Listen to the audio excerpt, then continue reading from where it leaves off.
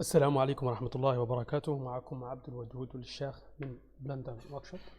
إن شاء الله في هذا الشرح إن شاء الله سنقوم بنموذج تاع الكنبة، وفي إن شاء الله في الجزء الثاني سنقوم بعملية سكريبتينغ. الحقيقة لم السكريبتينغ الذي قمت به ليس جيد جدا، ليس جيد لأني الحقيقة لا أتقن سكريبتينغ، ولكن إن شاء الله سأقوم بتدرب وإن شاء الله حتى كما تلاحظون كنبة يظهر أن كنبة واقعية. والآن سنذهب إلى إيفي كما تلاحظون، هذه الكنبة التي سنقوم بالنموذج تاعها إن شاء الله. سنقوم بإخفاء هذا الهش كما تلاحظون، هذه الكنبة من طاطا الهش. أوكي، سأقوم بإظهار السكرين كيس كي الخاص بالبندر أيضا حتى تكون الأمور واضحة. أوكي. هناك أمر آخر، كنت أريد أن أرجع للسبلاش سكرين التي تظهر نسخة البلندر، ولكن لم تعد موجودة كما لاحظتم أنها لم تعد موجودة. يكفي الضغط على هذا هنا لا، الضغط هنا وبعد ذلك سبلاش سكرين كما تلاحظون بلندر 2.83. هناك أيضا أخبار أخرى. هذه النسخة ستكون LTS، أي معناها أنها سيكون هناك دعم سنتين، وبعد ذلك تأتي نسخة أخرى. النسخة القادمة ستكون بلندر 2.90، وأيضا الترقيم أيضا سيكون ترقيم جديد أيضا بالبلندر، حيث سيكون مختلف عن الترقيم القديم. بلندر 2.90 2.91 LTS، وبعد ذلك النسخة 3. بعد ذلك يبدأ ترقيم جديد 3.1 3.2 3.3 LTS وهكذا. ربما في 2023 سيكون هناك بلندر 4، النسخة الرابعة. أوكي، الآن نقوم بفتح صفحة جديدة، وسأقوم بفتح هذا PDF اللي يوجد فيه المعلومات عن الأبعاد. سنقوم بنموذج هذه الكنبة large seat complete ايتم كما تلاحظون، هش أي أوتر 150، العرض 230 سنتيمتر، الدي 1020. أوكي، الآن سنقوم بذهاب إلى البلندر ونقوم بإضافة سنذهب إلى أن، بعد ذلك نذهب إلى ديمنسيون. هنا سنضغط 2.3 كذا، سنذهب إلى الأورتوغراف 1، بعد ذلك سأضغط هنا 1.02 وهنا 0.85. أوكي، سنذهب إلى الأوبجكت مود وبعد ذلك إلى فيو برو ديسبلاي وأقوم بالتكستشر. سنختار واير. أوكي، الآن سنقوم برفع المربع حتى يصل إلى هنا. أوكي، الآن سأضغط N لقلق تبويب N property. الآن سأقوم بشيفت دي هكذا، وسأقوم بذهاب إلى الPDF، حيث هناك الجزء الآخر كما ترون هذه W900 1020 358. سنقوم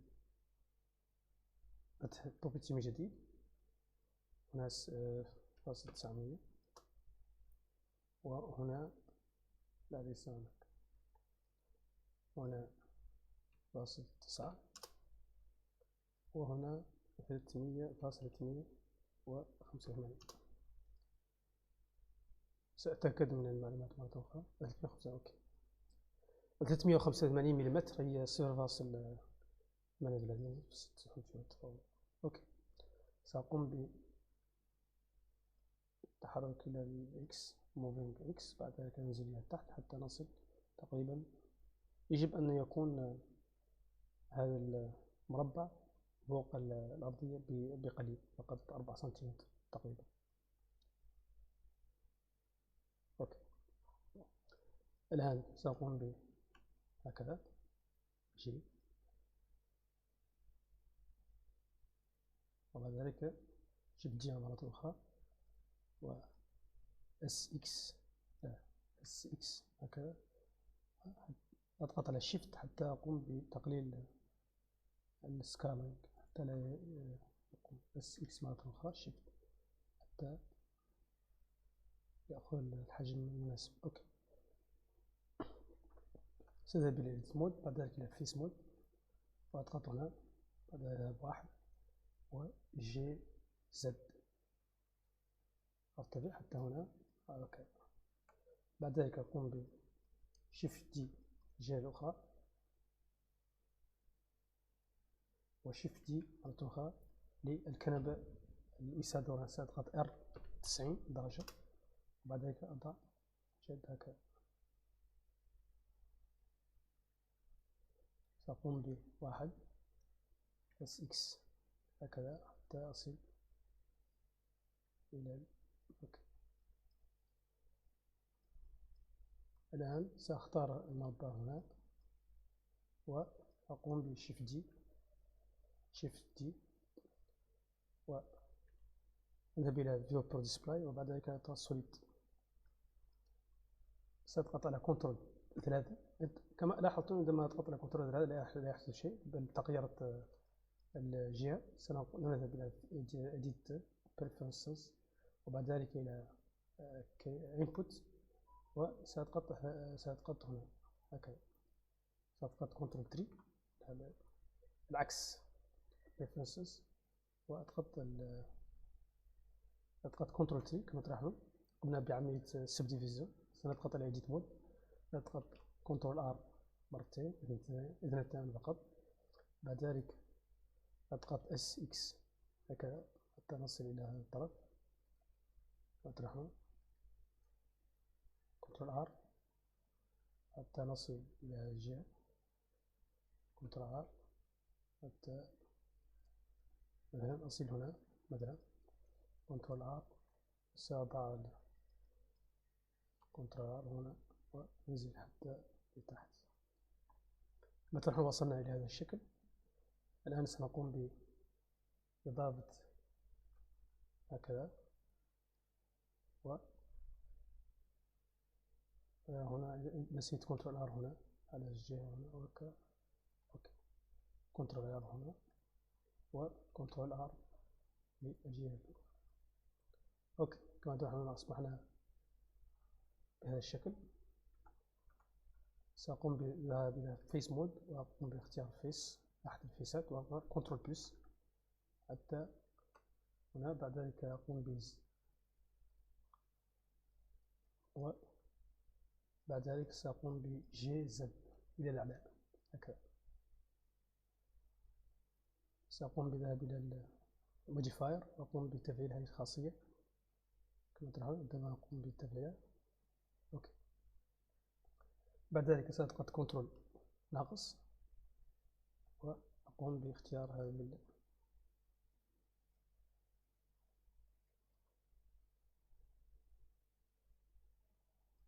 وأقوم برفع جي زد مرة أخرى. قليلا بعض الشيء. سأقوم بإعادة مرة أخرى كنترول زد. سأختار هنا وأختار جي زد مرة أخرى. أوكي. يكفي هكذا. أوكي. الآن سنذهب إلى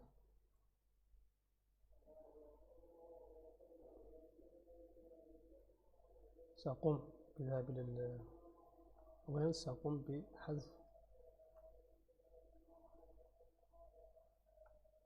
أقوم هكذا فيوبورت واحد وبعد ذلك أقوم بإضغاط أبليك. أوكي. سأقوم بحذف الوجوه التي لم تظهر في البلندر هكذا.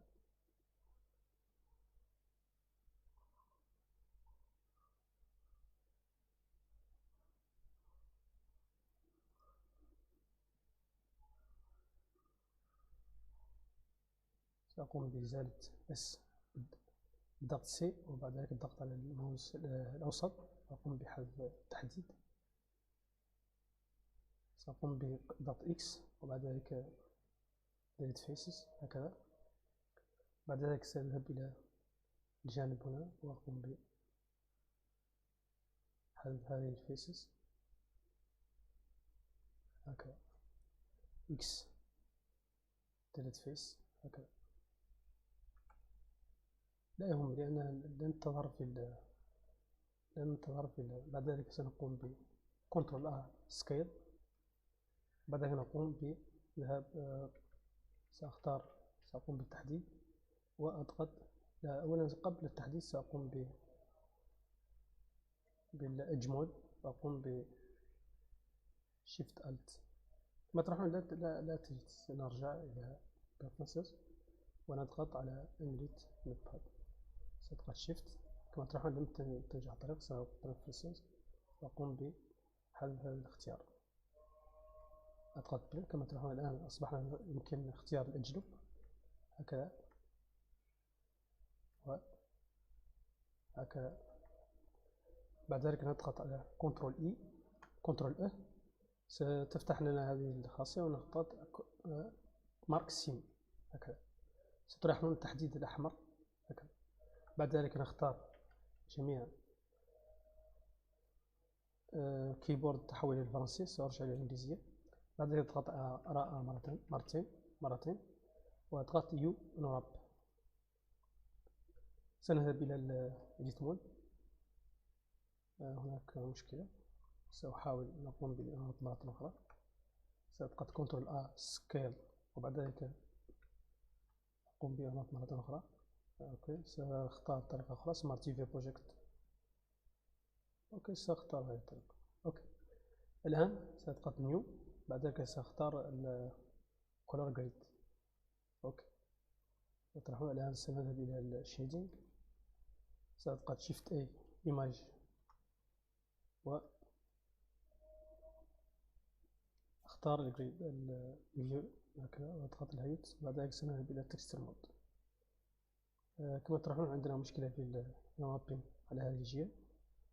سأقوم بالذهاب إلى إديت مود وتحديد هذه. سأقوم بالفيس مود. أضغط على سي وأختار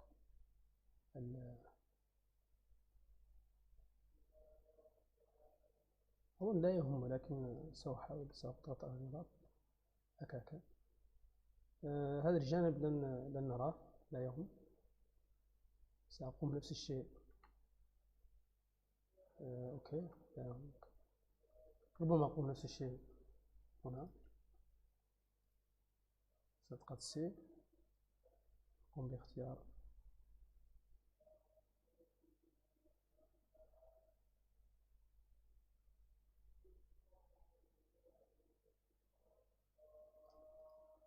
وأقوم بنزل تحديد هذا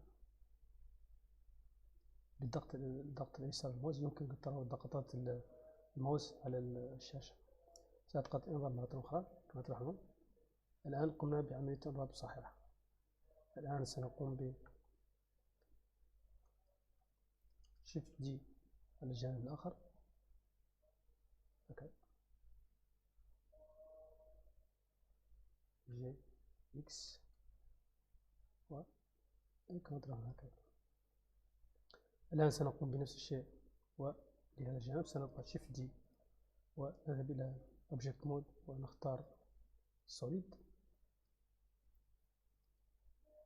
سأقوم بكنترول 3. كما تلاحظون عندما لا أقوم سأذهب إلى لا أعرف لماذا هذه المشكلة ولكن سأضغط هنا وأضغط كنترول 3. كنترول 3. أوكي. وأقوم بإعادة أوكي. سأقوم بكنترول R هنا. سأذهب أولا إلى الإديت مود وأضغط كنترول R هكذا. بعد ذلك كنترول R هكذا. كنترول R حتى تصل هنا وكنترول R تصل هنا وكنترول R حتى ينزل حتى الأسفل. وتلاحظون أوكي. الآن سنضع كنترول R كنترول ار هكذا. ربما أقوم ب اس اكس، أقوم بإعطاء بعض العرض هكذا. كما تلاحظون يبدو أن الأراب كان جاهز. سأقوم ب كنترول ار سكيل، وبعد ذلك أذهب إلى إديت مود، أختار جميع select ونرى. اوكي، سأذهب إلى الإديتينغ سريعا، أقوم بالتكبير هكذا وأذهب إلى اللايوت. اوكي، أقوم ب duplicate الجانب الآخر، وبعد ذلك duplicate الجانب الآخر زد 90، وأذهب إلى up view، بعد ذلك جي هكذا، جي اكس هكذا حتى أصل. بعد ذلك واحد، أذهب إلى الإديت مود، بعد ذلك زد ويرفرم مود، وأضغط أنزع التحديد، بعد ذلك أضغط هكذا، سأبقى جي اكس وأذهب هكذا على المحور اكس هكذا حتى أصل إلى الناحية الأخرى. بعد ذلك أترك، سأذهب زد سوليد، بعد ذلك سأضع هكذا. أوكي، كما تلاحظون قمنا بعملية الكنبة، المرحلة الأولى من عملية الكنبة، و